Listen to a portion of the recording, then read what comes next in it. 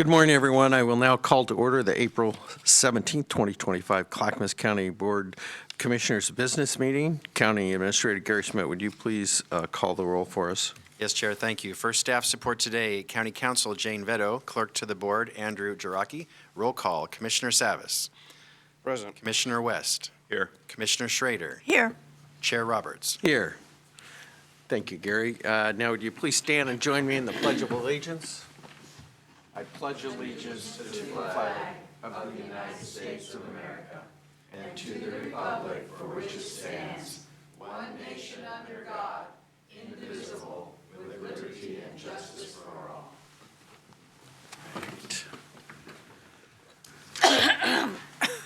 All right. Again, good morning, everyone, and welcome everyone this morning. First up is public communication.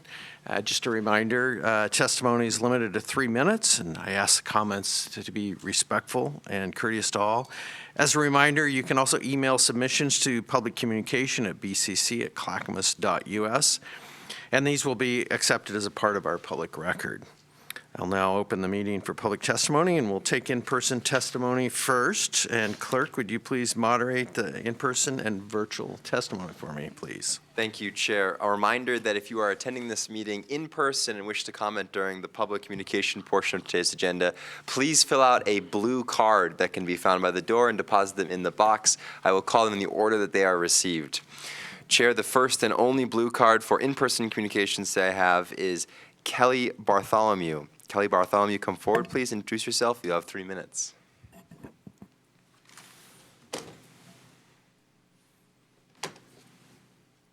Good morning.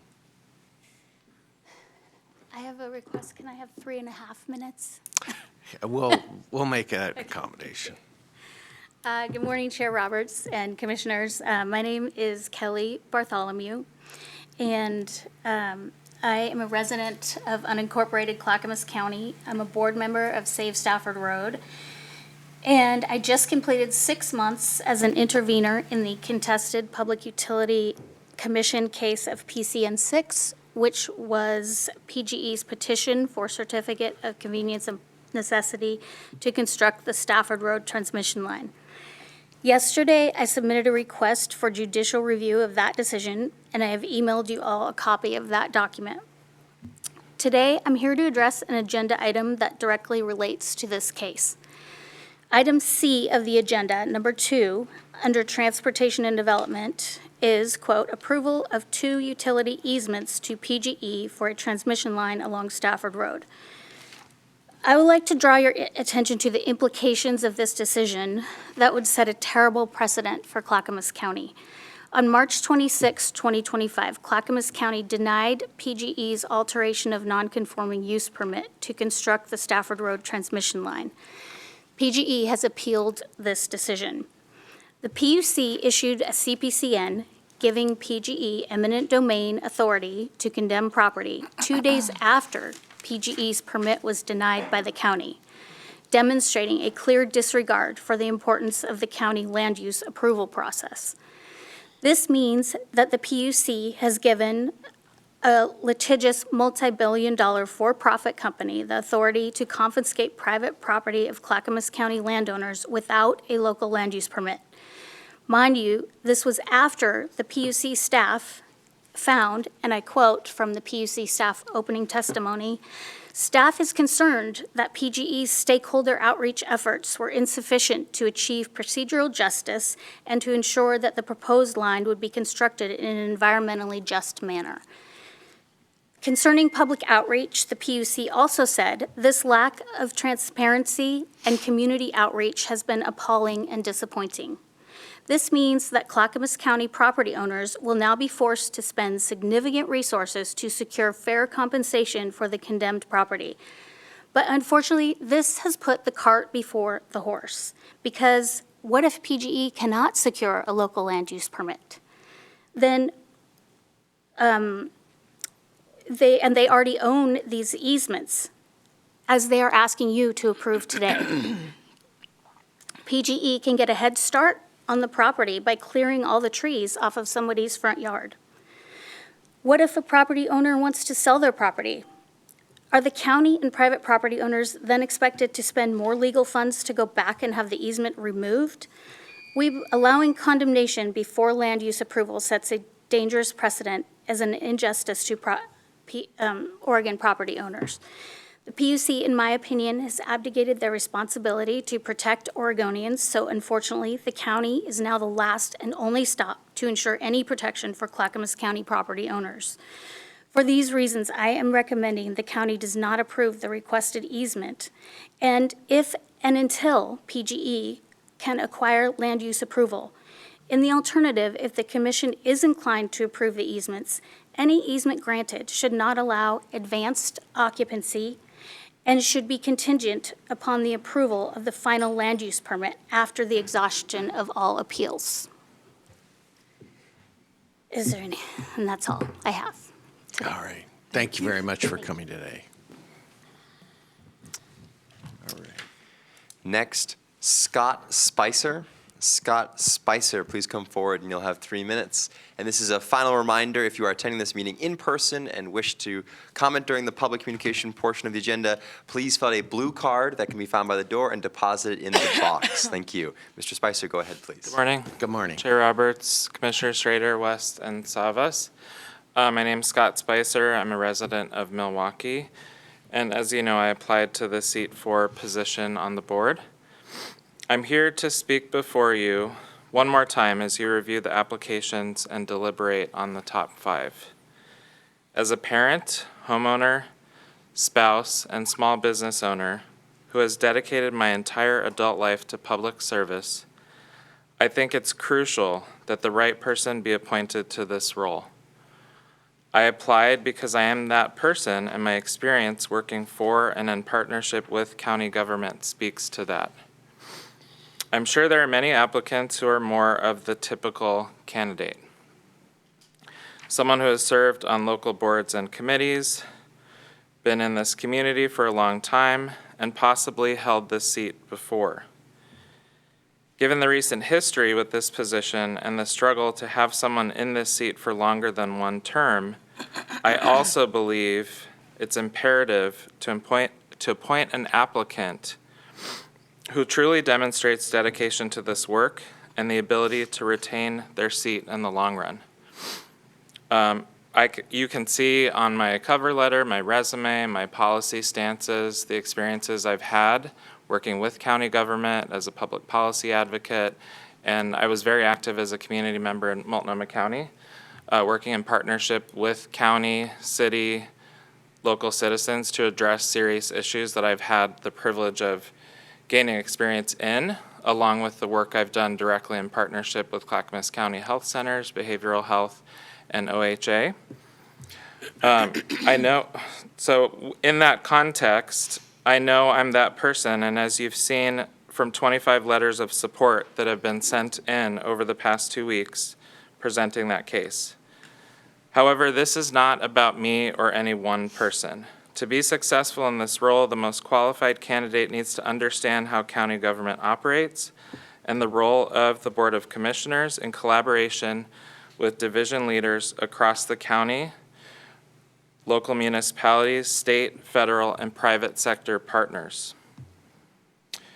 I talked a little bit about the hands-on experience I've had. I've worked in communities for another county with criminal justice systems. I understand how boards work and how they operate within the context of a successful internal working group and a partnership with county leadership and constituents and other elected officials in the community. You may have already decided who is on your short list, and I hope to be one of those people after further review and deliberation. This is a job, it's serious, and thank you for your time. Thank you very much, Scott. That was 3 minutes, right? Yes. Okay. Thank you. Thank you, Mr. Spicer. Chair, seeing no more blue cards for anyone who wishes to speak in person today, with your assent, I'll now move to the virtual testimony.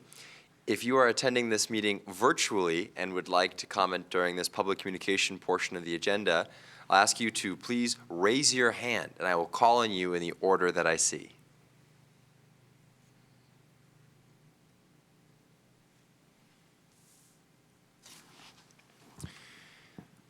Les Poole, I'll unmute you, and you'll have 3 minutes.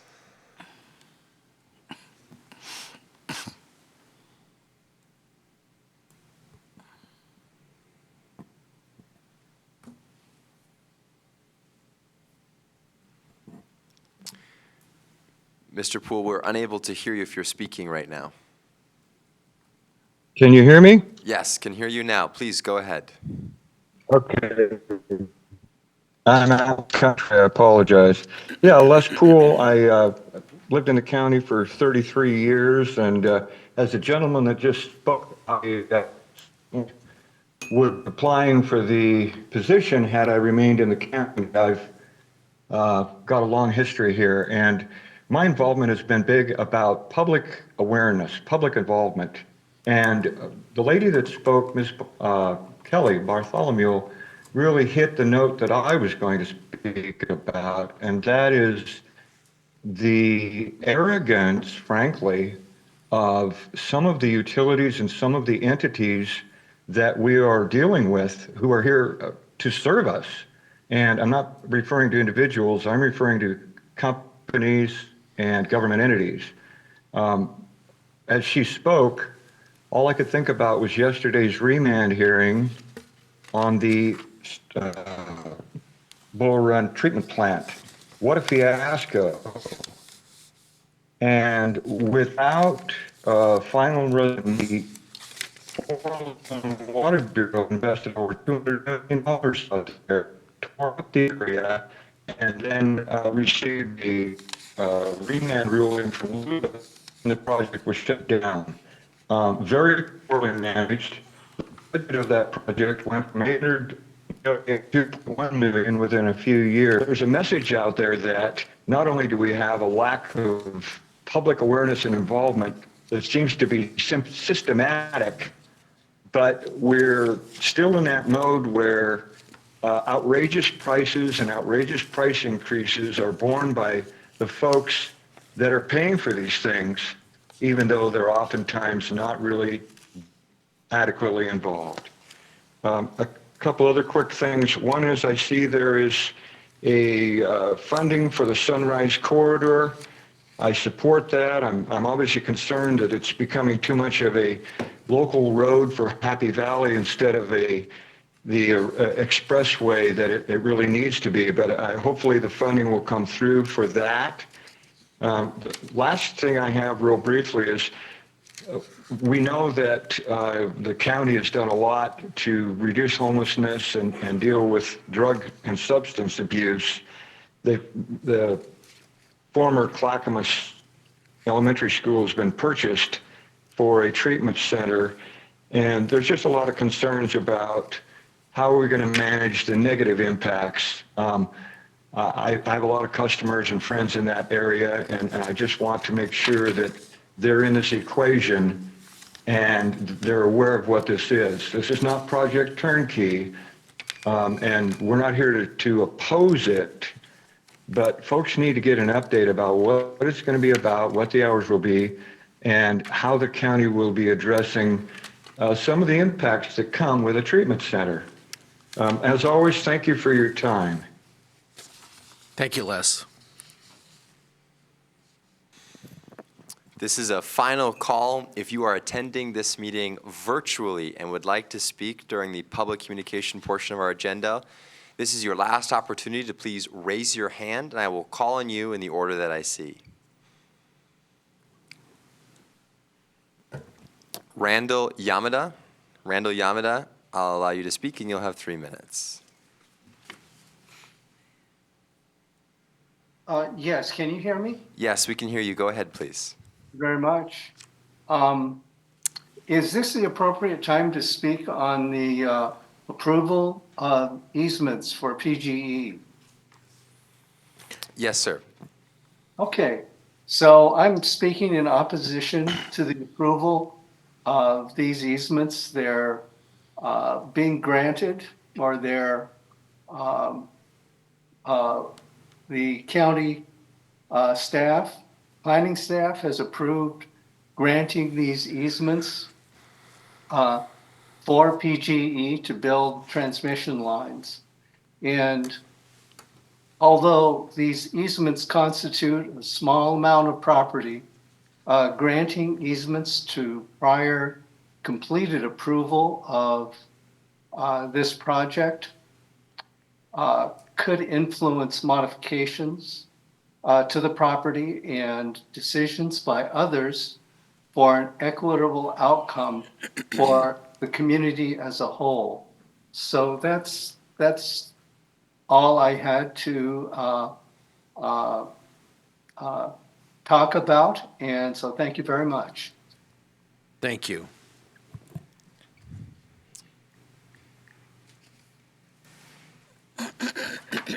If there is anyone else who wishes to speak during the public communication portion of today's agenda, I'll ask you to please raise your hand. Again, this is the final call for those attending this meeting virtually to please raise your hand if you wish to speak during public communication today.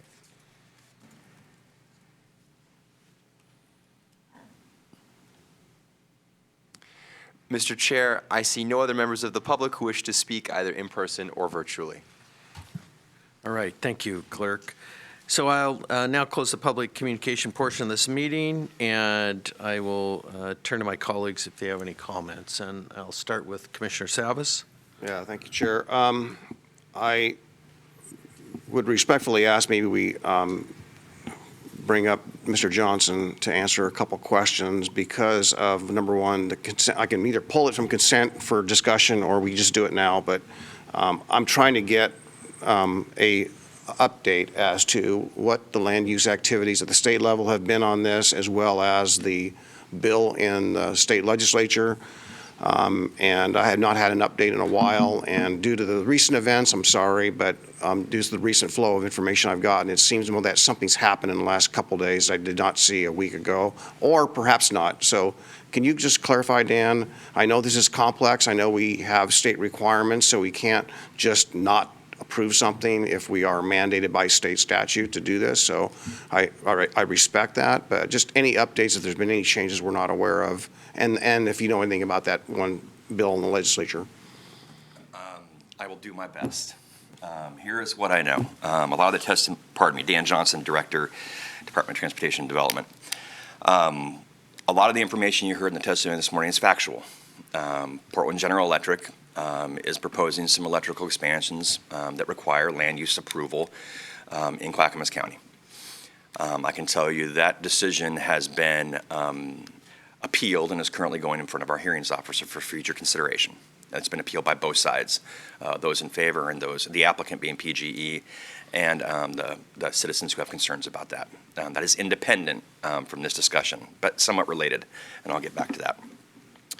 What we shared with you is the fact that PGE does have condemnation authority. They've been granted that authority, meaning that they have the ability to now go secure the needed property or easements or access, be it owned by private citizens or be it owned by the public and the county in our role.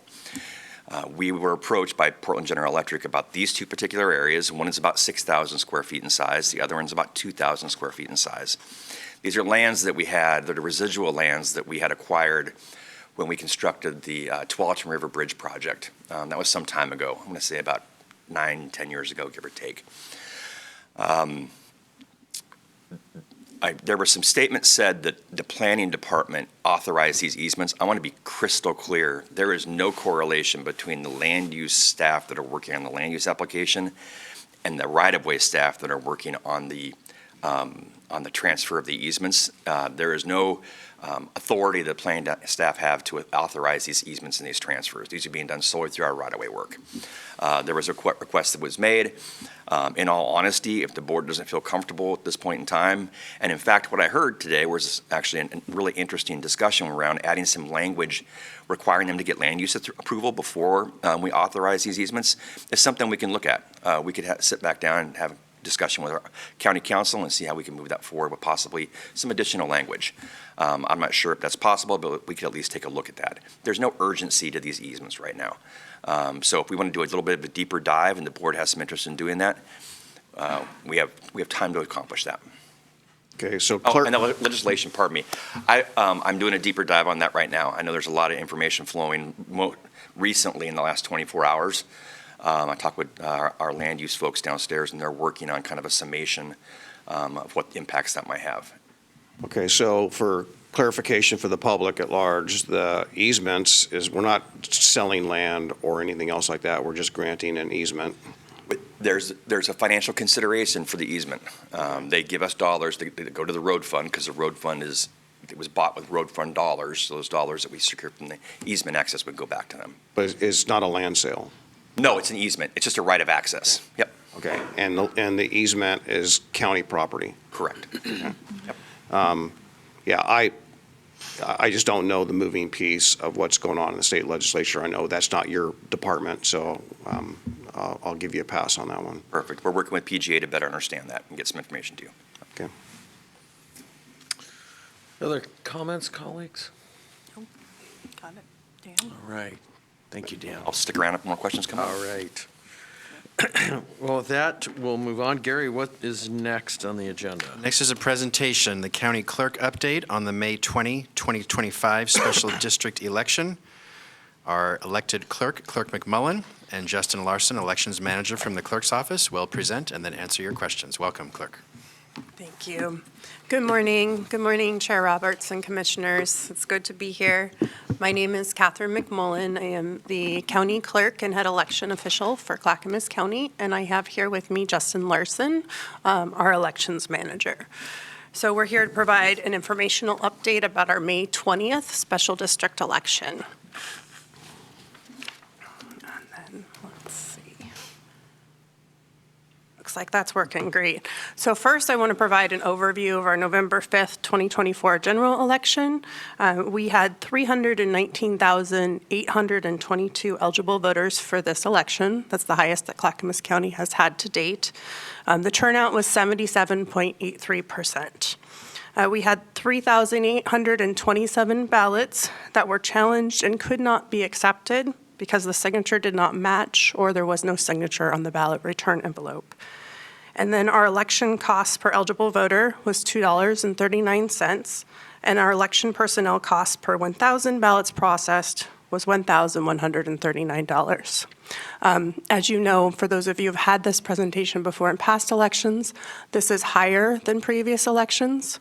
Part of that is because it was a presidential general election, so our turnout is higher, our resource needs are higher, but also part of that is because our mail ballot sorter malfunctioned and we had additional labor expenses to make sure that we got all the processes done and released results on time. In addition, we had not one but two automatic hand recounts. Both the City of Moala and City of Gladstone had contests that required a hand recount because the contests were so close. So this was a challenging election. It was more expensive in terms of labor, but we stayed within our budget and got everything done. Let's see. And then throughout our challenges, we focused on transparency, accountability, and competence.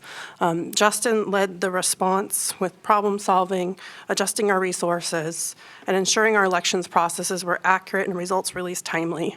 We were able to keep up with our other metro county counterparts and results reporting despite this setback. And then I focused also on communication. I held 9 media availability events working with PGA and then produced 21 media releases. Throughout the election cycle, we highlighted voter information on our social media and then responded to 120 media requests during that period.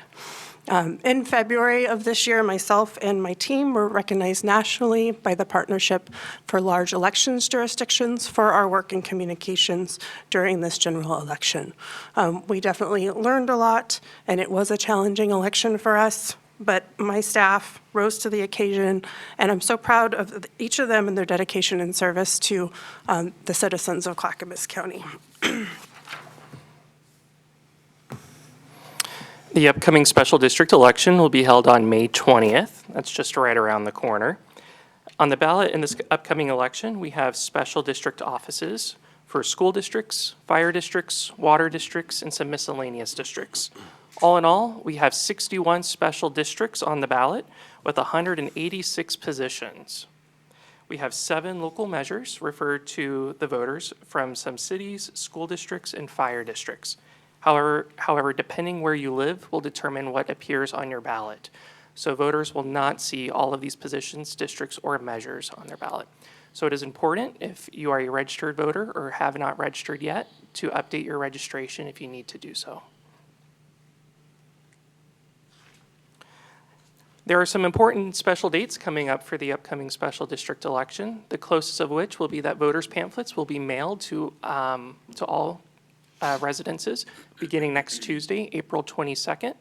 The voter registration deadline for new registered voters is Tuesday, April 29th. And the county clerk's office will be open until 7 p.m. to serve voters that need to come in to register to vote or to update their registration. Ballots will be mailed to all eligible voters starting on Wednesday, April 30th, and will be delivered to homes by May 7th. In the upcoming special district election, we have some changes in some services that we've provided. We conducted 2 candidate open houses, one before the filing deadline and one after the filing deadline, which was an opportunity for candidates and interested people to come in and learn about the elections process and to see and to receive a tour of the ballot processing facility. We have recently remodeled part of the ballot processing area to accommodate a new ballot sorter, which has been integrated into our systems, and staff were trained in the last couple of weeks. This upcoming election will have 25, not 26, official drop sites open throughout the county. The location in Colton at Colton Tell is temporarily closed due to construction, but the nearest drop sites for those voters will be the Estacada City Hall, Estacada Public Library, and the Malala Public Library. All drop sites will be opened on April 30th and will be open 24/7 through 8 p.m. on May 20th. Additionally, we will continue the Happy Valley Vote Center, which is located at the Happy Valley Public Library for voters, which will be opened on May 5th.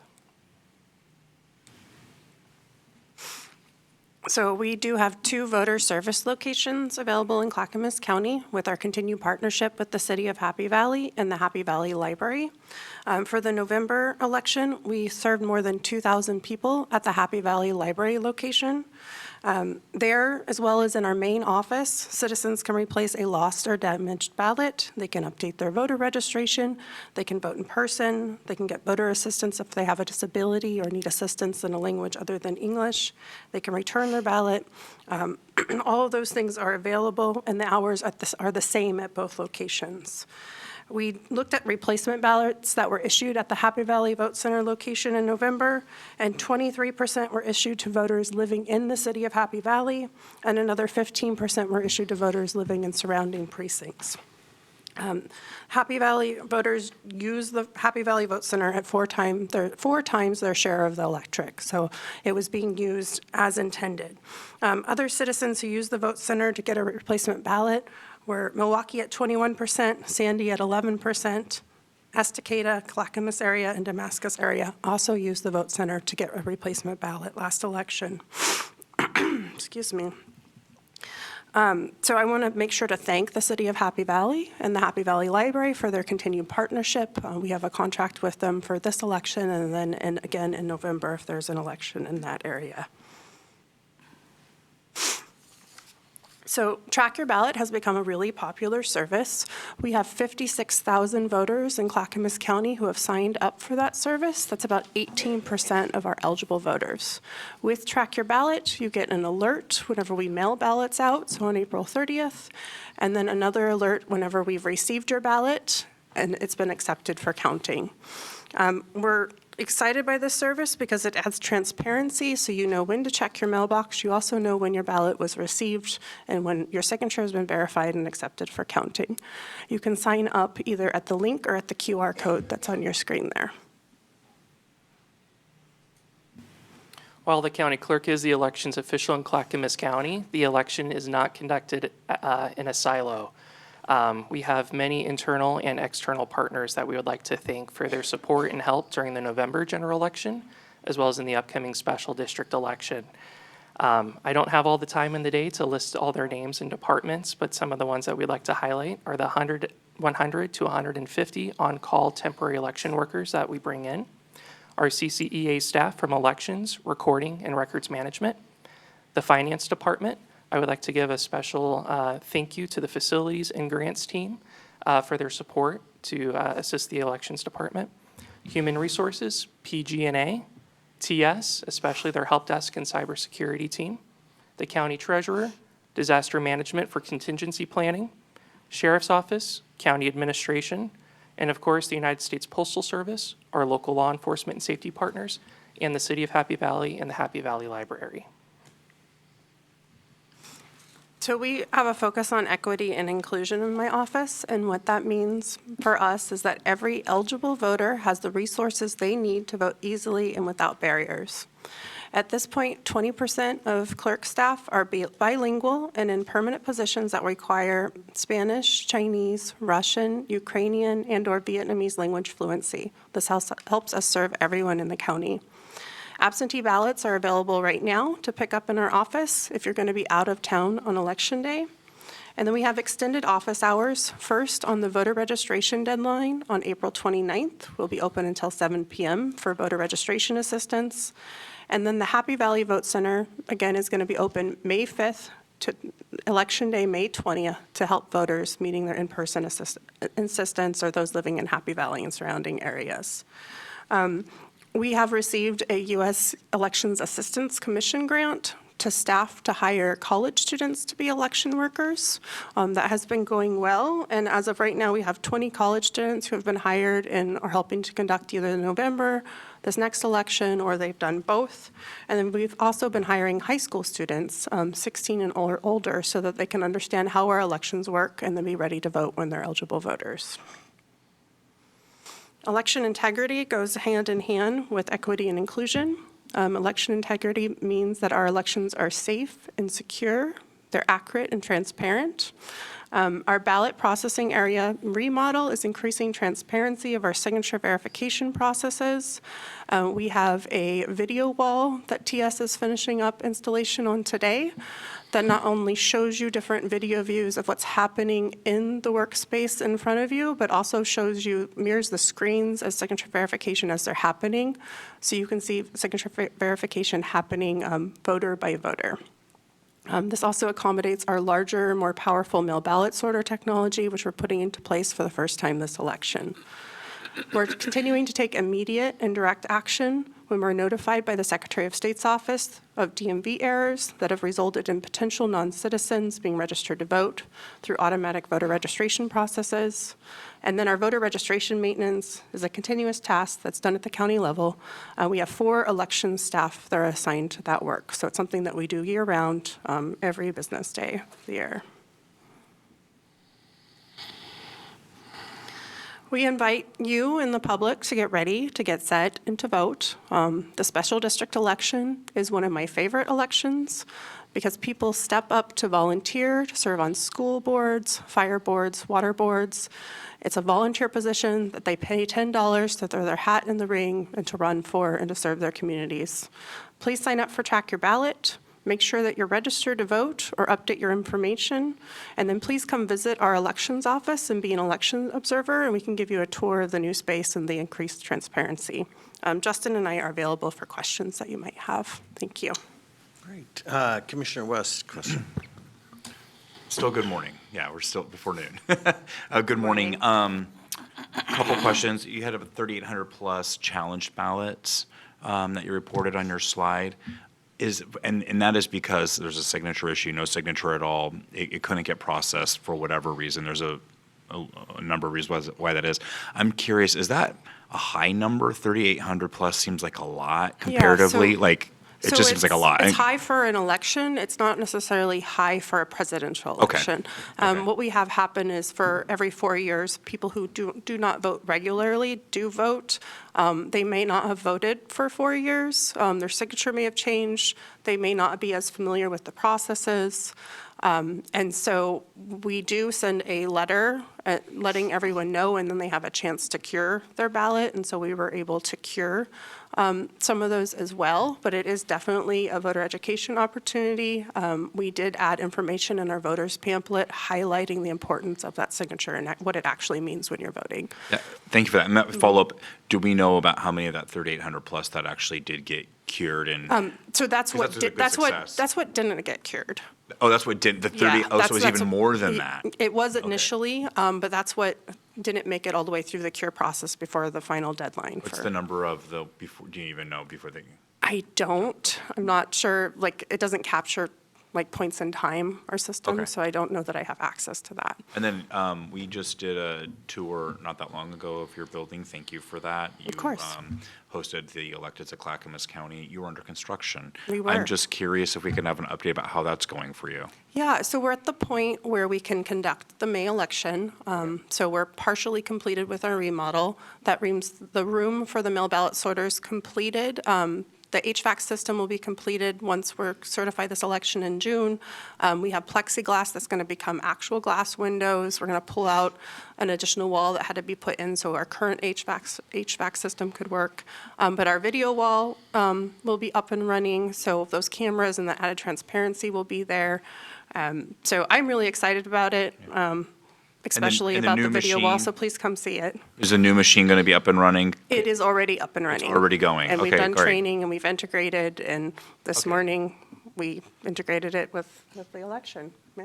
Fantastic. came Thanks for the over. update. Appreciate it. Other questions? Yeah, just a couple quick comments. First of all, just election integrity is really important, and I just want to give both of you and all the folks that work over at elections a lot of accolades. And the things that you're doing are also very innovative. I mean, to hear high school kids, you're getting college kids, you have the ability to track on your phone app your ballot, moving forward in the technology of your sorter. And I know it's quite a challenge. I know Ben asked about that, but maybe just for the public's knowledge, you know, do you have a ballpark figure how much that machine cost? Yeah, so I think the actual machine was right at 290-something thousand. I'd have to double check our contract to get an exact figure. And then all the construction, it sounds like And the you had to construction, put that yeah, in we had there. a $600,000 capital outlay that we've carried over from fiscal year to fiscal year to get the mail ballot sorter purchase, the software, the support, and then also the remodel through facilities. Right. And again, just thanks to you really for all your community outreach. I think it's really important, you know, where people can see the system, all the checks and balances you have in place. I've had the opportunity to tour your office, and it's very impressive, and all the staff that you're doing just a great job. So this information today was extremely helpful, so thank you. And are there any other comments from my colleagues? Commissioner I would Scherr. just like to say that you have such an incredibly well-run office, and you should be held up as a national model for how to run elections and how to keep them safe and how to make sure every vote counts in this county. So thanks for all your hard work, both of you. Yeah. Thank you, Commissioner. It is a team effort. Oh, and one last thing, which I forgot to, which you don't always talk about, but I understand you do weddings? Yes, I officiate weddings on Friday afternoons. We call them Wedding Fridays, and it's a public service that I provide. It's a nice, affordable, straightforward, simple way to get married. So for those of you watching, if you're interested in getting married, I know somebody that can facilitate that for you. So contact Catherine McMullen, and thank you both for coming. Yes, Thank thank you. All right, moving on, Gary, what is next? Next is the consent agenda. Andrew, would you please read the consent agenda? Consent agenda for the Board of County Commissioners. Item A, elected officials. 1, approval of previous business meeting minutes for the Board of County Commissioners. 2, approval of a goods and services contract with the Crowley Company for microfilm machines and associated software support. Contract value is $161,500. Funding is through restricted clerk lien funds. No county general funds are involved. B, county administration. 1, approval of a resolution delegating signature authority for agreements related to state funding for the courthouse project. Agreement value is $139,500,000. Funding is through State of Oregon Article 11Q bonds. No county general funds are involved. C, transportation and development. One, approval of a resolution declaring the public necessity and purpose for the acquisition of rights-of-way, easements, and fee property, and authorizing good faith negotiations and, if necessary, condemnation proceedings for the Courtney Ave Complete Street River Road to Oregon 99 East project. Project value is $8,355,461. Funding is through Metro grants, county system development charges, and county road funds. No county general funds are involved. 2, approval of 2 utility easements to Portland General Electric Company for a transmission line along Stafford Road. Total easements value is $8,818. Revenue is to be allocated to the county road fund. No county general funds are involved. 3, approval of a public improvement contract with Farline Bridge for construction of the Knights Bridge Road Molalla River Bridge project. Contract value is $3,848,108.33 for 20 months. Funding is through the Oregon Department of Transportation and county road funds. No county general funds are involved. 4, approval of a contract amendment with Consor North America for construction inspection services for the Stafford Road Improvements project. Amendment value is $286,750. Total contract value is $2,314,510. Funding is through community road funds, countywide system development charges, and House Bill 2017 safety funds. No county general funds are involved. D, Health, Housing, and Human Services. 1, approval of a grant renewal application to the Oregon Department of Human Services for the Job Opportunity and Basic Skills Program for Low-Income Families. Anticipated grant value is $1,360,586.77 for 2 years. Funding is through the Oregon Department of Human Services. No county general funds are involved. 2, approval of a revenue intergovernmental agreement with Gladstone School District for behavioral and mental health interventions in classrooms. Agreement value is $56,600 for 15 months. Funding is through Health Share of Oregon. No county general funds are involved. Mr. Chair, that concludes the consent agenda. All right. Thank you, Andrew. Colleagues, do you wish to remove any item from the consent agenda? Okay. Seeing none, may I have a motion? I move we approve the consent agenda. I'll second. All right. Commissioner Schrader's moved to approve the consent agenda. Commissioner West has seconded the motion. Any further discussion? Seeing none, clerk, would you please call the poll? Commissioner Savas. Aye. Commissioner West. Aye. Commissioner Schrader. Aye. Mr. Chair. Aye. Motion passes 4-0, Mr. Chair. All right. Thank you, Andrew. I will now recess as the Board of County Commissioners, convene as the North Clackamas Parks and Recreation District Board of Directors. Gary, what is next? Next is request for consent agenda for the North Clackamas Parks and Recreation District. Andrew, would you please read the consent agenda? North Clackamas Parks and Recreation District Consent Agenda. Item A, approval of a board order to authorize a Metro Nature and Neighborhood Capital Grant application for park improvements at 18525 Southeast River Road, Jennings Lodge. Application value is $1 million. Funding is through Metro and a required match of $670,000 in other grant funds, Zone 2 system development charges, and North Clackamas Parks and Recreation District General Fund. No county general funds are involved. Mr. Chair, that concludes the North Clackamas Parks and Recreation District consent agenda. Great. Thank you again. Fellow directors, do you wish to remove any items from the consent agenda? Seeing none, may I have a motion, please?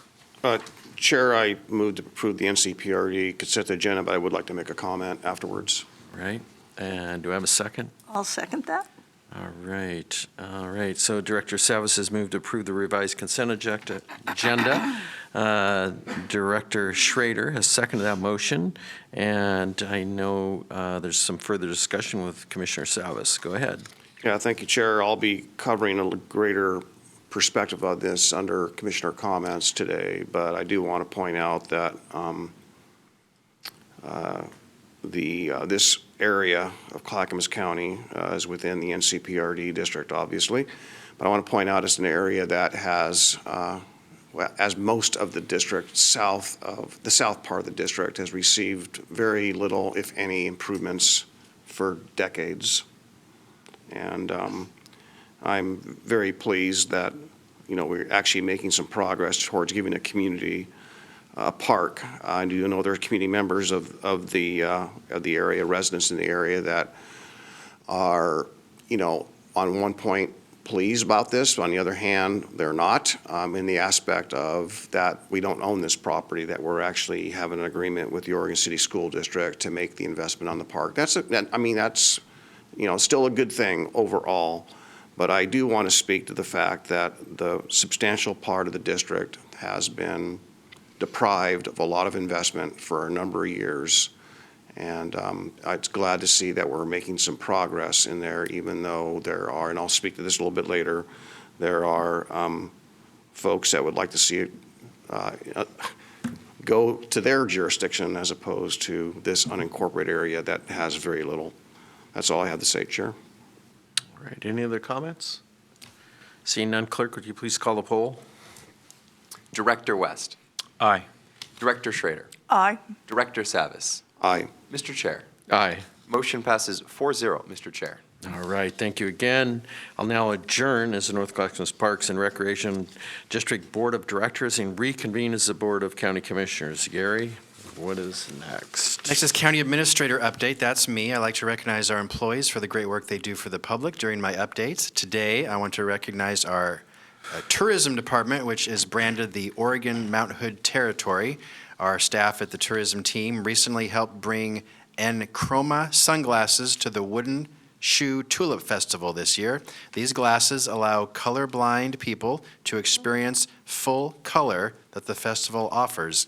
These glasses have been incredibly well received by the public. Here are some of the comments the public has shared.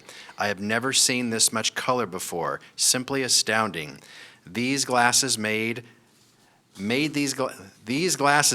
my vision a lot more clear, more vibrant, very emotional. Thank you very much. Thank you for the opportunity to see color. I've never seen color before.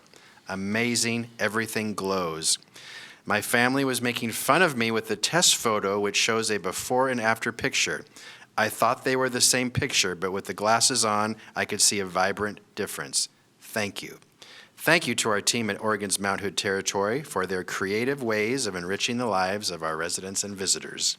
And the Wooden Shoe Tulip Festival, which is amazing, runs through April 27th if you haven't been there. That is my update today. Back to you, Chair. Thank you, Gary. All right, now I'll turn to my commissioners for Commissioner Communication. I'm going to start to my right with Commissioner Schrader. Go ahead. Well, good morning, everyone. Good morning, colleagues. I'd like to start by mentioning that Commissioner Savas and I attended the North Clackamas Chamber Mayor's Summit, and we listened to 4 of our mayors, Tom Ellis, Happy Valley, Gladstone, Milwaukee, and Oregon City. I think it was a great event. It was interesting to see what our mayors had to say and the sense that we as a county are cooperating very well with most of our cities, and particularly they mentioned the Clackamas County Coordinating Council.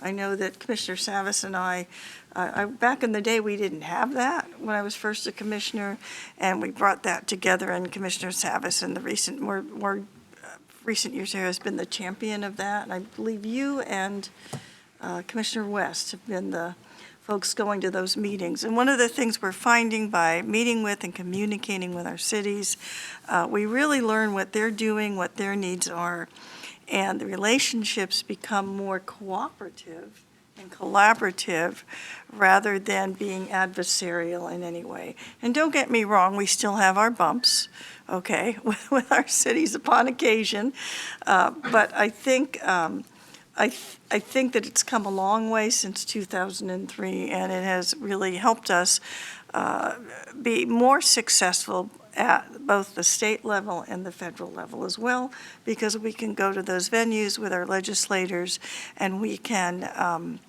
go as a group with more oomph and power behind us to lobby for what we need. The other thing I wanted to mention is I was able to attend a seminar put on by the Urban Institute. And this is through my work on economic development. And what we were trained on is what is called the Upward Mobility Data Dashboard. And so what this dashboard does, and I've been playing with it the last few days, it gives you all kinds of information.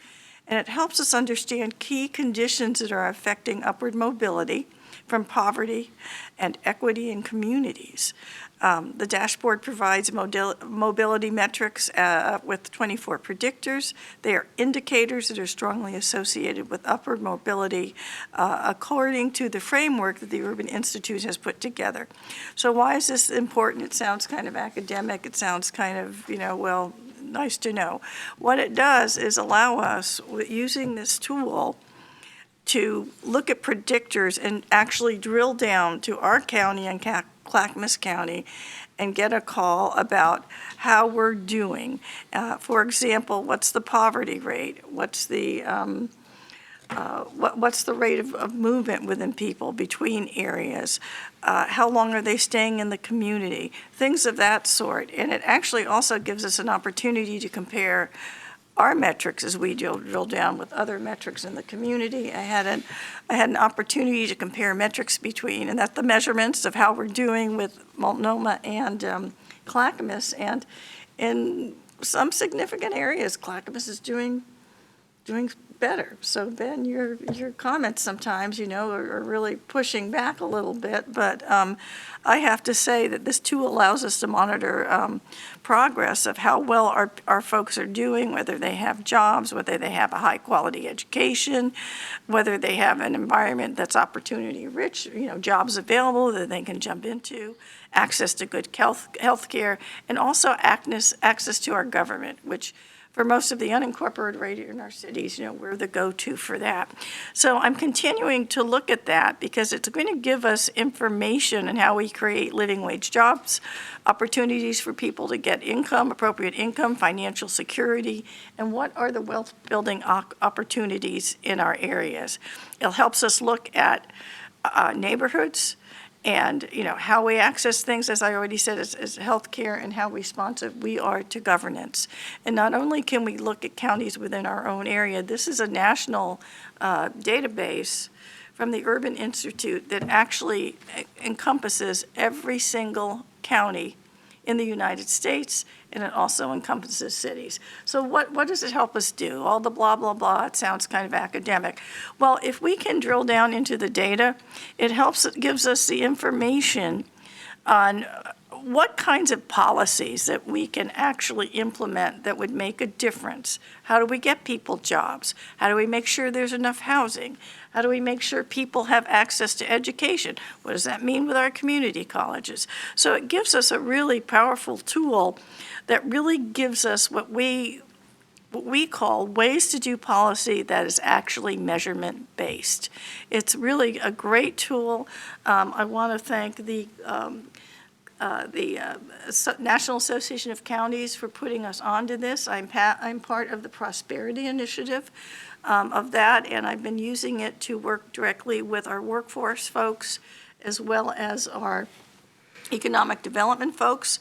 To give you a specific example, right now we are looking at working with our school districts, particularly our rural school districts, to increase opportunities for career and technical education in our rural school districts like Canby, Malala, and so forth, to get kids into those kinds of pathways to success and get them good jobs. Career and technical education has somewhat fallen by the wayside, but it's getting reinvigorated now because we're finding out that those kinds of jobs, such as construction, such as welding, such as being able to do, the makers of things, is a huge gap, and it also helps people get good jobs. So I was pretty excited by that, and as I drill down, I'll let you know.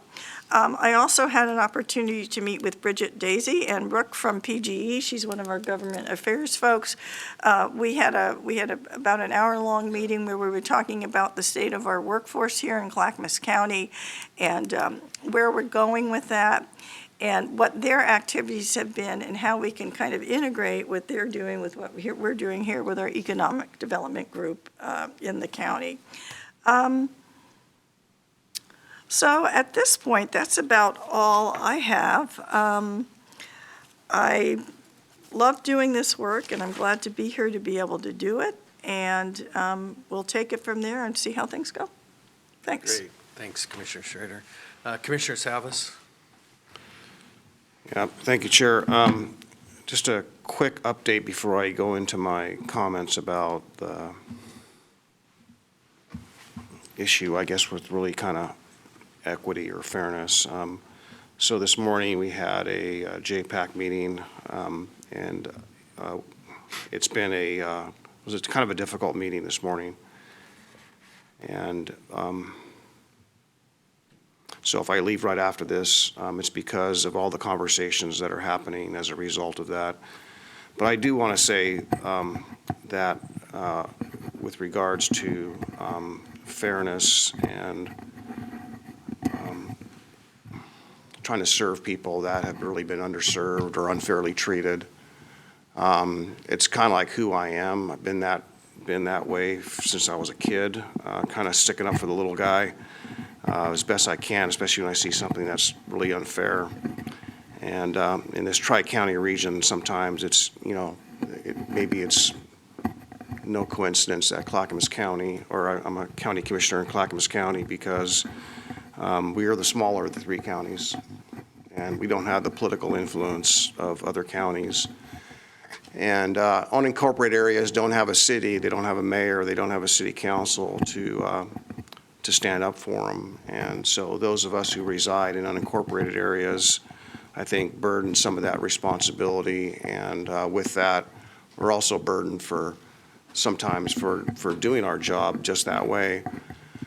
So, regards to the parks, for example, Commissioner Schrader and I did attend the North Clackamas Chamber Mayor's Forum yesterday, and Chair, you and I attended the one put on by the Clackamas County Business Alliance, and it was interesting to hear the difference in the response from the first one, the CCBA, and the one yesterday. And I thought some of the comments were a little bit unfair, but for the most part, most of the mayors were pretty honest and did a really good job.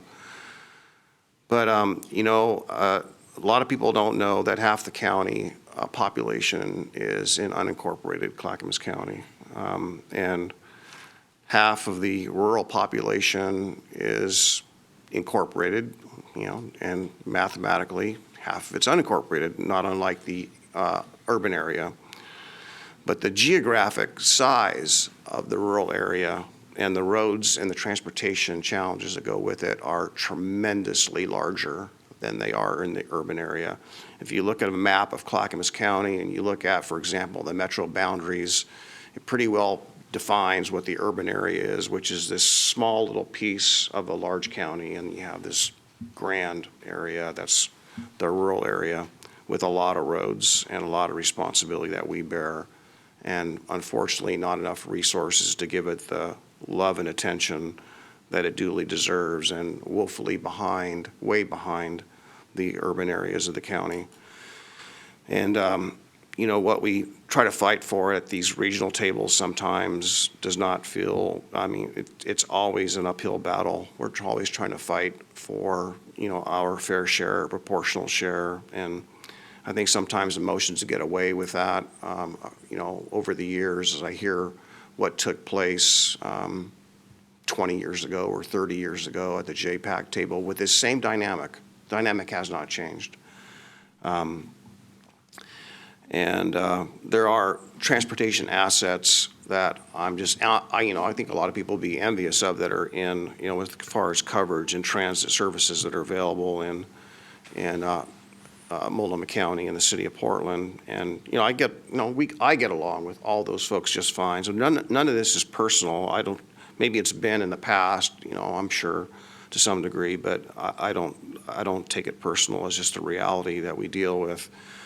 But I think it's important for this board to know, and then when we appoint a new commissioner, that we really talk about how the regional system is working and perhaps maybe how it's not working fairly for a lot of us. And I'm not picking on any jurisdiction. I'm really talking about this, just the structural disadvantage that we find ourselves in. So it is sometimes very disheartening. I didn't sleep very good last night because of a number of the things that came up in just the last few days, let alone last night, let alone today, this morning. It just never stops. And as I communicate with some of our state legislators, I think they understand it. I've had great conversations. I don't have anything ill to say about any state legislator at this point. It's just a matter of understanding and maybe coming out and understanding our circumstance. If you're a legislator in the other part of the state and you don't know Clackamas County, and you got these grand ideas, and one day, though this one day may have been 10 or 15 years ago, you determine that, hey, from everything you know and read, that maybe tolling is a great thing to do on this section of I-205, right? It's a great thing. But yet you've never really been to Clackamas County to study the area that you propose tolling. And so when you do come out here and you're one of those state legislators and we've given tours, you discover, whoops, maybe this wasn't really that good of an idea.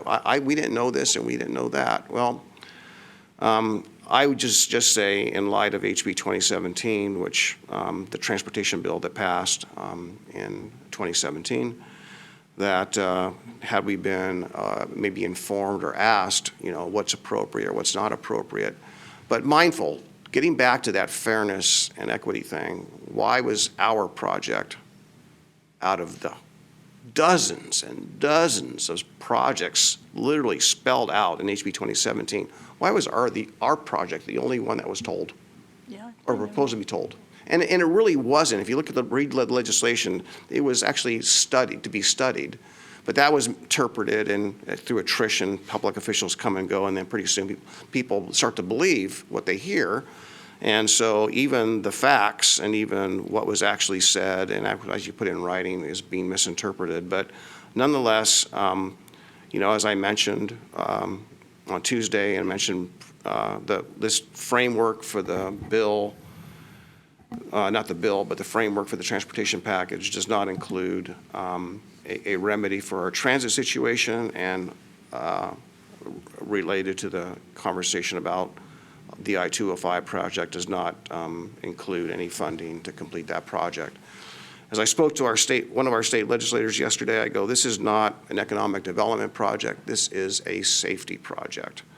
And I had to remind folks that of all the output, or all the input concerns we've had with people who live on Stafford Road, Eck Road, Borland Road, about all the traffic incidences, Oregon City, Main Street, all the diversion, when the freeway plugs up because of that bottleneck, and all those people that are taking shortcuts spill over on our local roads, and they cause accidents, and those cars are rolling over in their front yards. People are dying, people are being injured, and yet this project's not being funded. So apparently transportation is not a high priority, and I think that's, as it should be, I think that's disheartening. So with some regret, some remorse, I just wanted to share that it's not easy doing this job, and so I want to just let my constituents know that we hear you, we're trying, and I don't know what we're going to do on Tuesday as far as supporting this framework. But I don't think that all the meetings I went to and all the things I volunteered to do and all the committees I was asked to sit on at the state level and all the meetings I attended at the state level, I did everything I was asked, and yet this is a missing link or a missing piece.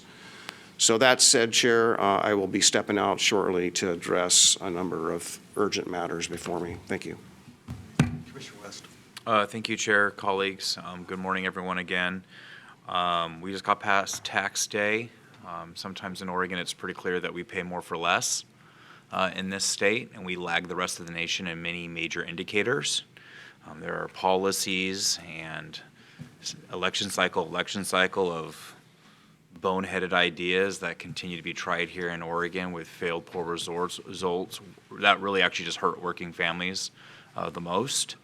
However, even though a lot of us had to write this check the other day or yesterday, We also had a lot of people had to write a check for the supportive housing services tax. That's in the metro area in Clackamas County, and that includes part of Clackamas County. That tax has supported services to help those struggling with homelessness, substance abuse disorder, behavioral health issues, and so many Clackamas County residents had to cut that check also. It is interesting, Channel 8 KGW just did a survey, and the survey came back of the respondents that 85% said that homelessness was still the greatest issue facing Portland or the greater Portland area. Those living in despair in our streets, which honestly, I think sometimes we're all guilty of it becoming the new normal, and it shouldn't be that, unfortunately. However, I know a lot of people had to cut that SHS tax in Clackamas County. I know a lot of people had to write a big check, and a lot of people are feeling that right now. But I want to let you know in Clackamas County, when you write a check, that money comes back to the services here, and this county is outperforming the rest of the region in managing and helping that population. It's not fun to write that check. We feel it. We work hard for the money that we earn. When we work hard and we're earning those funds, we're often not with our families, and our loved ones are doing other things. It is our labor that we have often traded to be able to make that payment to help these individuals. But I want you to at least have a bright spot that in Clackamas County, those dollars are being spent well. They are being managed well. People are getting help. They are getting on a pathway to recovery. We have a different philosophy here in Clackamas County than our neighbors to the north in Multnomah County. And so Clackamas County right now is a leading voice and influence in the Portland area about how to right this ship and to get things back on track. And I think that's good because we're the county with the best outcomes. So that's evidence-based, it's outcomes approached, and it shows that we're the adults in the room and able to succeed where many others have failed for many years and far too long in our region. And we just have a little bit different way of going about this, but it's working. And I'm proud to be able to help lead the county in these efforts with my colleagues.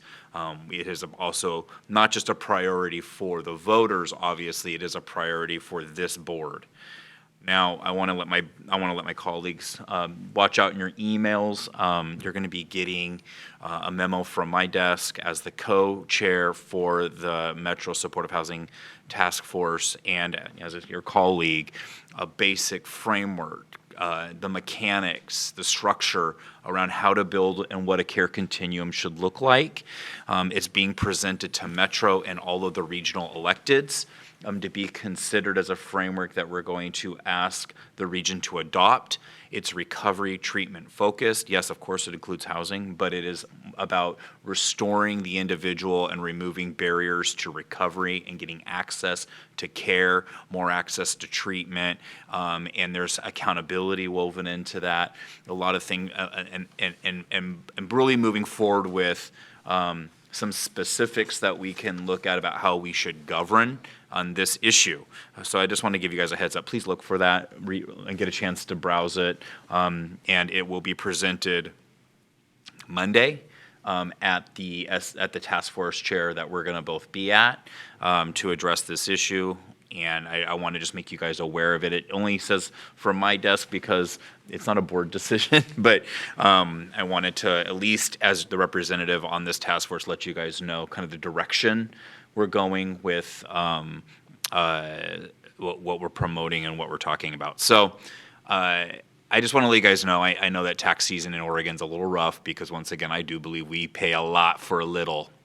And Commissioner Savas just talked about it with this ridiculous transportation package that they're going to try to push forward potentially. But in Clackamas County, at least with those SHS dollars, this board is really working hard to be good stewards of that money and to demand and to work towards real outcomes and not watch that money just, catch on fire and then you wonder what the hell happened with it. So that's not how we're governing here.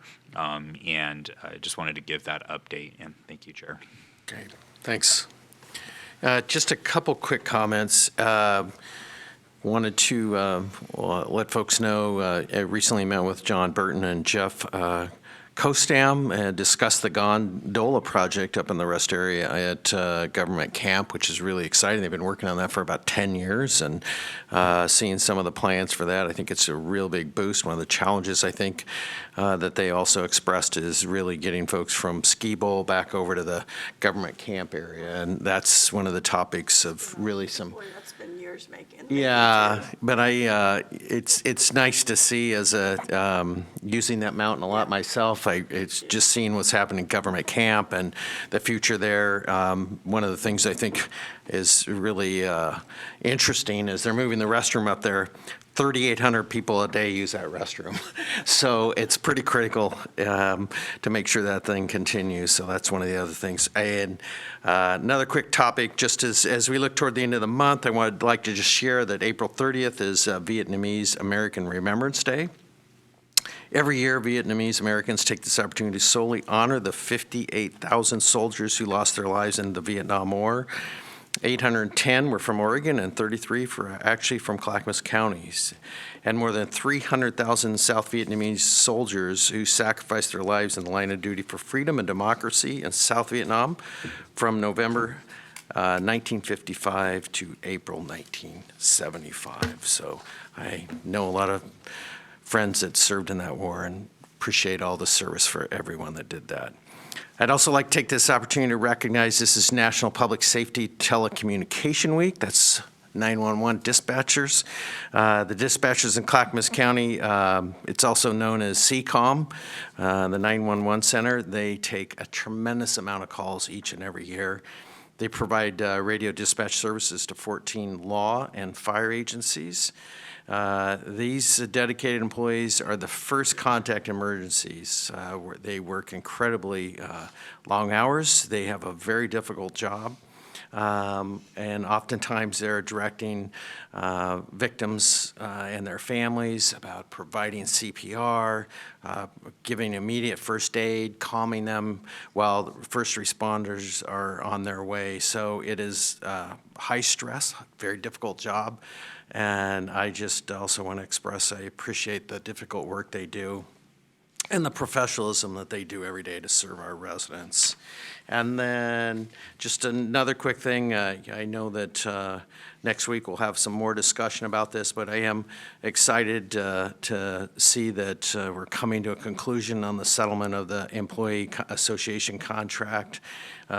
Really want to thank all my colleagues, EA, and HR, and I mean, it really took a lot of people coming together, and we're right at the tipping point of having this come to a conclusion. I want to thank Gary, Jane, and many others that really helped bring that together.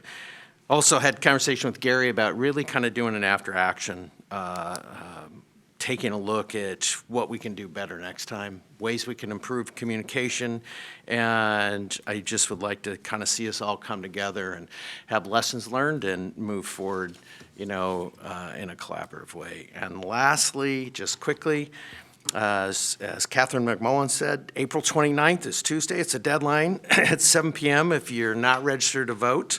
It's very important that all of us register to vote, and that if you haven't, please register. And again, that deadline is April 29th, Tuesday at 7 p.m. And with that, hearing nothing else, I will conclude this business meeting. Thank you very much for coming.